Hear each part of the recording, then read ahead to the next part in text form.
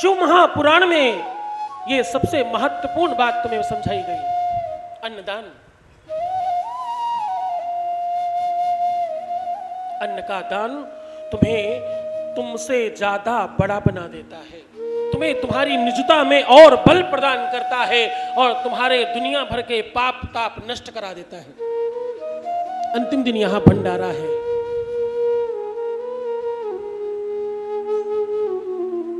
जब महाभारत में 5 पांडव कौरवों पर विजय प्राप्त कर चुके तो युधिष्ठिर ने कहा कि बड़ा हताहत हुआ है। ध्यान से समझना। युधिष्ठिर ने कहा कि बहुत हताहत हुआ है, बहुत लोग मारे गए, कुछ यज्ञ पूजन धर्म करना चाहिए। यज्ञ किया गया। यज्ञ की पूर्णता का विधान था कि जब यज्ञ पूर्ण हो जाएगा तो घंटा अपने आप बच जाएगा। यज्ञ पूरा हो गया, भंडारा चल रहा है, लेकिन अभी घंटा नहीं बचा, घंटा ध्वनि नहीं हुई। पांडव हैरान, परेशान, क्या करें, ये कैसे हुआ? पूरा यज्ञ अच्छे से किया है, विद्वान आचार्य आए हैं और बड़े विधि विधान से हुआ है और भंडारा भी बड़ा अच्छा चल रहा है, घंटा क्यों नहीं बजा? किसी ने कहा महाराज, आपके ग्राम में एक साधु बाबा दूर वहां रहते ना कोने में, उन्होंने भोजन नहीं किया आपके यहां। जब उन्हें यह पता चला कि 5 पांडव यज्ञ करा रहे और भंडारा करा रहे तो उन्होंने कहा मैं भोजन नहीं करूंगा उनके यहां। अरे ऐसा क्यों? युधिष्ठिर अपने भाइयों को लेकर जाकर बोले बाबा प्रणाम करता हूं आपके चरणों में, आपको नमन करता हूं, मैं पांडुपुत्र युधिष्ठिर हूं, हमने यज्ञ रखा है और भंडारा रखा है, आप उसमें भोजन करेंगे, बड़ी कृपा होगी।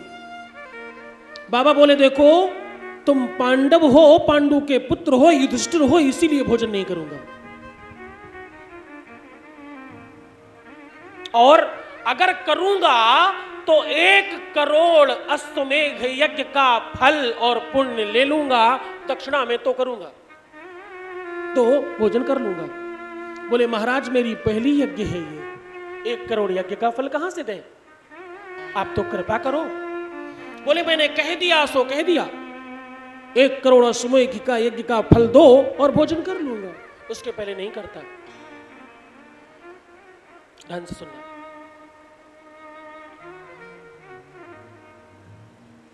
ये बात पंचाली को, द्रौपदी को पता चली। द्रौपदी ने कहा बस इतनी सी बात है, भोजन बनाओ, मैं जाऊंगी और महाराज भोजन करेंगे। भोजन की थाली ली और बढ़िया नवीन वस्त्र उसके ऊपर आच्छादित किया, खूब दिव्य भोजन की थाली लगाई। और द्रौपदी ने आज पैरों में चप्पल नहीं पहनी। मैं जब अपने कक्ष यहां तक आता हूं वैसे चप्पल नहीं पहन कर आता। तुम सबके तो खैर बहुत सारे चढ़ पादुकाएं दिखती हैं। द्रौपदी ने आज पदत्राण यानी पैरों में कुछ नहीं पहना और रथ को भी हटा दिया, जितने भी अनुचर थे सबको हटा दिया, बोले मैं पैदल जाऊंगी। द्रौपदी पैदल चलकर वहां पहुंची और बोली महाराज मैं आपको प्रणाम करती हूं।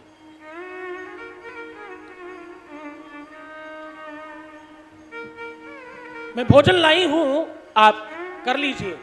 बोली बिटिया तुमने शायद सुना नहीं कि मैं 1 करोड़ यज्ञ का पुण्य पहले संकल्प में दक्षिणा में ले लूंगा, उसके बाद ही भोजन करूंगा। बोली महाराज आप संकल्प करो, मैं आपको 1 करोड़ यज्ञ का फल दे रही हूं, पुण्य आपको दे रही हूं। बोले तुम अभी जुम्मे हो ही कितने दिन की जो 1 करोड़ यज्ञ तुम्हारे हो गए? तुम्हारे पति पहला यज्ञ कर रहे हैं, 1 करोड़ यज्ञ कब हो गए? अभी पहला यज्ञ भी पूरा हुआ नहीं है। बोले महाराज आप सही कहते हैं, थोड़ी देर पहले तक पूरा नहीं हुआ था, अब मेरे पास है, मैं आपको दे रही हूं। बोले कैसे? बोले संत मिलन को जाइए,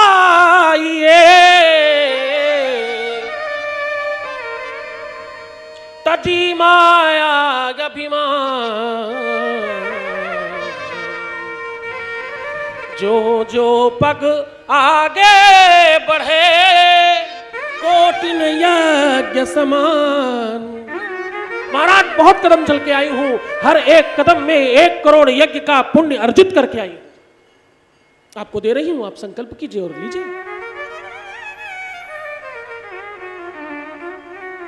जब आप अन्नदान करते हो, जब किसी को भोजन कराने के लिए चलते हो, जितने भी कदम तुम उस तरफ चलते हो, 1-1 कदम 1-1 करोड़ यज्ञ का फल प्राप्त कराते हैं। बाबा ने वो बात मानी और भोजन किया, यज्ञ संपूर्ण हुआ उनका।